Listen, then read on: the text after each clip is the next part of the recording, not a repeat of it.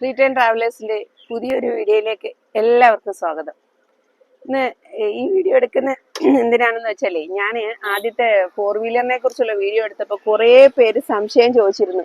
2 wheeler എങ്ങനെ ഓടിക്കാൻ പറ്റും, അല്ലെ, അതെങ്ങനെ, അതിന്റെ കുറെ സംശയങ്ങളൊക്കെ. അപ്പം അന്നേ ഞാൻ വിചാരിച്ചിരുന്നു അതിനെ എല്ലാത്തിനോട് ചേർത്തിട്ട് ഒരു വീഡിയോ എടുക്കണം എന്നുള്ളത്. അപ്പം ഞാൻ എങ്ങനെ ചെയ്തു എന്നുള്ളതും എനിക്ക് തോന്നിയ ടിപ്സും പറയാൻ വേണ്ടിയിട്ടാണ് പ്രധാനമായിട്ടും ഇന്ന് ഈ വീഡിയോ എടുത്തിരിക്കുന്നത് തന്നെ. 2 വീലർ സത്യത്തിൽ പറഞ്ഞാൽ ലേഡീസിനെ സംബന്ധിച്ച് ഏറ്റവും ആദ്യം അറിഞ്ഞിരിക്കുന്നുണ്ട്. 4 വീലറിനെക്കാട്ടി അറിഞ്ഞിരിക്കേണ്ട ഒരു കേസ് എന്ന് പറയുന്നത് ഞാൻ 2 വീലർ എന്ന് പറയും. കാരണം നമ്മുടെ നിത്യജീവിതത്തിൽ നമുക്ക് ഒഴിച്ചുകൂടാൻ പറ്റാത്തൊരു കേസായിട്ട് ഇത് മാറിയിട്ടുണ്ട്. ഏത് കാര്യത്തിന് ആരെയും ഡിപ്പെൻഡ് ചെയ്യാതെ നമുക്ക് സ്വന്തമായിട്ട് എന്തെങ്കിലും കാര്യങ്ങൾ ചെയ്യണമെങ്കിൽ 2 വീലർ ഉണ്ടെങ്കിൽ നമ്മൾ ആ കാര്യത്തിൽ സേഫാണ്. അപ്പം നമുക്ക് തുടങ്ങാം. ഞാൻ ഇപ്പൊ 2 വീലർ ഓടിക്കുന്ന ബാക്കി കേസുകളൊക്കെ നിങ്ങൾക്ക് അറിയാമായിരിക്കും. സ്റ്റാർട്ട് ചെയ്യുന്നത് ഫ്രണ്ടിൽ 2 ബ്രേക്കുകളാണ്. ഇത് ബാക്കിലെ ബ്രേക്കും ഇത് ഫ്രണ്ടിലെ ബ്രേക്കും. ഇതൊക്കെ എങ്ങനെ എടുക്കുമെന്നൊക്കെ അറിയാം. ഞാൻ എപ്പോഴും ചെയ്യുന്ന, ഈ വണ്ടി ഓടിക്കുമ്പോൾ നിങ്ങൾ നോക്കുക, ഈ കൈ ഇങ്ങനെ വെച്ചിട്ട് ഈ 3 വിരൽ എൻ്റെ ഈ ബ്രേക്കിന്റെ സൈഡിൽ ഞാൻ എപ്പോഴും വെച്ചിരിക്കും. സത്യത്തിൽ പ്രസ് ചെയ്യാറില്ല, എമർജൻസി ഉണ്ടെങ്കിൽ. അത് എൻ്റെ ഒരു ആത്മവിശ്വാസത്തിന് വേണ്ടിയിട്ടാണ് ഞാനത് ചെയ്യുന്നത്. എൻ്റെ കൈ എപ്പോഴും ഇങ്ങനെ ആയിരിക്കും.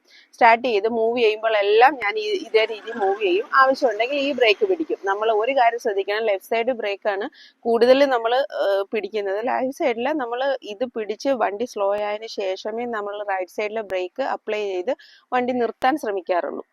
അപ്പൊ ഞാൻ ഇതൊരു കേസ് തുടങ്ങുന്നതുകൊണ്ട് പറഞ്ഞാണ്. പ്രധാന കാര്യം അതല്ല. ഈ നമ്മൾ വണ്ടി ഓടിക്കും മിക്കവാറും ഞാൻ കണ്ടിട്ടുണ്ട്, ഇങ്ങനെ വെട്ടിപ്പോവുക, വീഴാൻ പോവുക. ഇത് പേടിച്ചിട്ടാണ് 2 വീലർ പലരും ഓടിക്കാത്തത്. ഇതിനാണ് എല്ലാവരും പറയുന്നത് ഈ സൈക്കിൾ ബാലൻസ് എന്നൊരു കേസ് പറയുമല്ലോ. ഇതെന്താണെന്ന് നിങ്ങൾക്കറിയോ? സൈക്കിൾ ബാലൻസ് എന്ന് പറഞ്ഞ ഈ നമ്മുടെ സൈക്കിളിന്റെ ടയർ നിങ്ങൾക്കറിയാം, വളരെ ചെറിയ ടയർ, വീതിയുള്ള ടയറാണ്. ആ ടയർ വെച്ചിട്ട് വളരെ സ്മൂത്ത് ആയിട്ട് സൈക്കിൾ ഓടിക്കുന്നു. എന്നുവെച്ചാൽ നല്ല ബാലൻസിൽ ഫ്രണ്ടിലോട്ട് പോകുന്നു, വീഴാതെ. ഇതിനെയാണ് സൈക്കിൾ ബാലൻസ് എന്ന് പറഞ്ഞത്. ഇത് സൈക്കിൾ ഓടിച്ചാലും കിട്ടും, സൈക്കിൾ ഓടിച്ചില്ലെങ്കിലും കിട്ടും. അതാണ് ഒരു പ്രധാനപ്പെട്ട കാര്യം. ഇനി ഇത് എങ്ങനെ നമുക്ക് നേടാം, അല്ലെ, എങ്ങനെ ഈ ബാലൻസ് നമുക്ക് കൊണ്ടുവരാം എന്നതാണ് സബ്ജക്റ്റ്. ഞാൻ ഒരു കാര്യം പറയട്ടെ, നമ്മളെ ലേഡീസിനെയാണല്ലോ പ്രധാനമായിട്ട് ഉദ്ദേശിക്കുന്നത്. എല്ലാവരുടെയും വീട്ടിൽ കുട്ടികളുണ്ടാവും. ഈ കുട്ടികൾക്കെല്ലാം മിക്കവാറും സൈക്കിൾ ഉണ്ടായിരിക്കും. ഈ നിങ്ങളെ വീട്ടിൽ നിന്ന് കുട്ടികളുടെ സൈക്കിൾ എടുത്തിട്ട് പതുക്കെ ആദ്യത്തെ ഒരു 2 ദിവസം പതുക്കെ പെഡലെടുത്ത് പതുക്കെ ചവിട്ടാൻ. നമ്മൾ എന്തായാലും കാല് താഴെ കുത്തിയായിരിക്കുമല്ലോ. അപ്പം വീഴും എന്നുള്ളൊരു പേടി നിങ്ങൾക്ക് വേണ്ട, ഉറപ്പായിട്ടും വീഴത്തില്ല. പതുക്കെ പിന്നെ ചവിട്ടി തുടങ്ങുക. ആദ്യത്തെ 2-3 ദിവസം നമ്മുടെ കോമ്പൗണ്ടിനകത്ത് തന്നെ ചവിട്ടുക. അത് കഴിഞ്ഞിട്ട് വെളിയിലോട്ട് ഇറക്കുക. വെളിയിറച്ചാൽ റോഡിൽ ഇറക്കി പതുക്കെ ചവിട്ടി തുടങ്ങുക. വീടില്ലെന്ന് ഉറപ്പാ. വീടാൻ പോകുമ്പോൾ നിങ്ങൾ കാല് കുത്തുക, വീണ്ടും കുറച്ചുകൂടെ കാല് എടുത്ത് വെക്കുക. പിന്നെ വേറൊരു കാര്യം, ഈ സൈക്കിൾ പഠിക്കുമ്പോൾ ഞാൻ പഠിച്ചൊരു കാര്യമുണ്ട്. സൈക്കിൾ ചവിട്ടുന്ന സമയത്ത് എന്താണെന്നറിയോ, നമ്മുടെ ചെറിയ ഇറക്കങ്ങൾ വരുമല്ലോ, റോഡിലെ ചെറിയ ഇറക്കങ്ങൾ വരുന്ന സമയത്ത് ആ ഇറക്കത്ത്, വലിയ കുത്തനെയുള്ള ഇറക്കമല്ല, ചെറിയ ഇറക്കത്ത് കൊണ്ടുവന്നിട്ട് പതുക്കെ സൈക്കിൾ ഓടിക്കുക. അപ്പൊ സൈക്കിൾ പതുക്കെ മൂവ് ആയും ചെയ്യും. അപ്പൊ നമുക്ക് കാലെടുത്ത് വെച്ച് ചവിട്ടാൻ ചെയ്യും. ഈ സെയിം ട്രിക്ക് നമുക്ക് 2 വീലറിൽ ഉപയോഗിക്കാം. 2 വീലർ നിങ്ങൾ എടുക്കുക, ചെറിയ ഇറക്കം, കയറ്റം ഇറക്കമുള്ള ചെറിയ ഇറക്കത്ത് കൊണ്ടുവന്നിട്ട് 2 വീലർ പതുക്കെ സ്റ്റാർട്ടായിട്ട് വിടുമ്പോൾ ഇത് ഓൾറെഡി തന്നെ താഴോട്ട് ചെറുതായിട്ട് ഉരുണ്ട് കിടക്കും. ആ സമയത്ത് നമ്മൾ പതുക്കെ ആക്സിലേറ്റർ കൊടുത്തു കഴിഞ്ഞാൽ വണ്ടി സുഖമായിട്ട് പോകും. നമുക്ക് കാൽ രണ്ടും പൊക്കി വെക്കാം. വലിയ ഒരു ഇഷ്യൂ ഇല്ലാതെ നമുക്ക് സുഖമായിട്ട് വണ്ടി ഓടിക്കാൻ പറ്റുകയും ചെയ്യും. അതൊരു പ്രധാനപ്പെട്ട വിഷയമായിട്ട് എനിക്ക് തോന്നിയിട്ടുണ്ട് കേട്ടോ, ഇങ്ങനെ വെട്ടിപ്പോകുന്നത്. ഈ വെട്ടിപ്പോകുന്നതിന്റെ കാരണം ഈ ബാലൻസ് ഇല്ലായ്മയാണ്. പിന്നെ എനിക്ക് വേറൊരു പ്രധാന കാര്യം പറയാനുള്ളത്, നമ്മൾ വണ്ടി വാങ്ങിക്കുന്നത് നമ്മുടെ കംഫർട്ടിന് വേണ്ടിയിട്ട്. അത് നിങ്ങൾ എല്ലാവരും ശ്രദ്ധിക്കണം. നമുക്ക് ഈ വണ്ടിയുടെ ഹൈറ്റ് നമ്മൾ നോക്കണം. നമ്മുടെ 2 കാലും നമുക്ക് സുഖമായിട്ട് താഴെ കുത്താൻ പറ്റുന്ന ഒരു വണ്ടി നോക്കി നിങ്ങൾ വാങ്ങുക. വെയിറ്റ് കുറവുള്ളതാണെങ്കിൽ, ആദ്യമായിട്ട് പഠിക്കുന്ന ഒരാളെ സംബന്ധിച്ച് വെയിറ്റ് കുറവുള്ളതാണെങ്കിൽ കുറച്ചുകൂടെ നല്ലത്.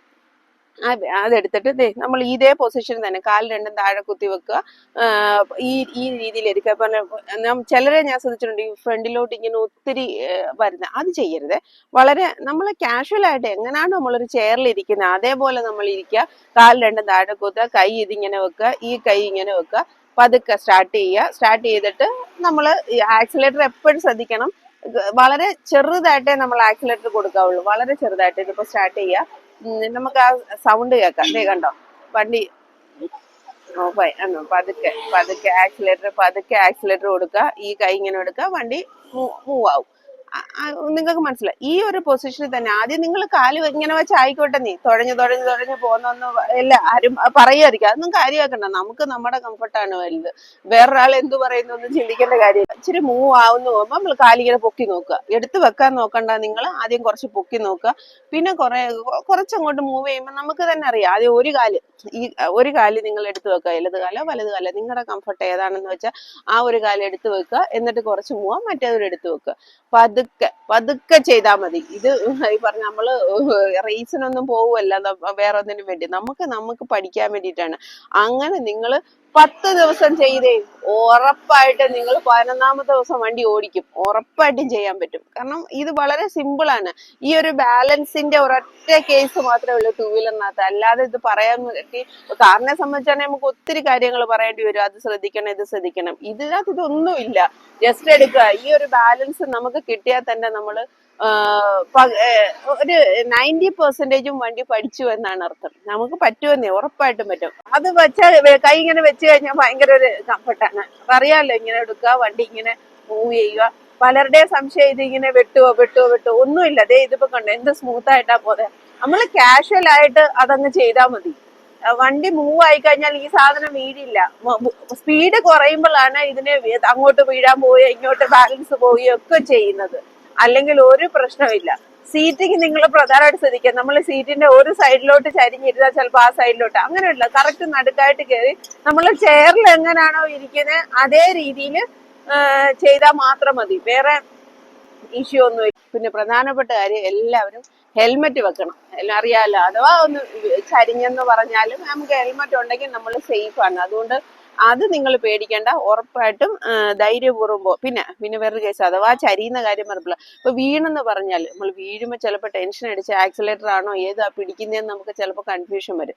നിങ്ങൾ മാക്സിമം ചരിയുന്നു എന്ന് തോന്നുമ്പോഴത്തേക്ക് കൈ അങ്ങ് മാറ്റിയേരാ. ഇതിനകത്ത് കൈ കൊടുക്കാതിരുന്നാൽ മതി. ഇതിനകത്ത് നമുക്ക് എന്ത് വേണേലും ചെയ്യാം, എങ്ങനെ വേണേലും നിർത്താം. അഥവാ ചരിയുന്നെന്ന് പറഞ്ഞാലും നിങ്ങൾ സപ്പോസ് സൈഡിലോട്ട് ഇട്ടിട്ട് ഇത് എഴുന്നേൽക്കുന്ന കാര്യമുള്ളൂ. അത് വലിയ ടെൻഷൻ ആവേണ്ട കേസൊന്നും.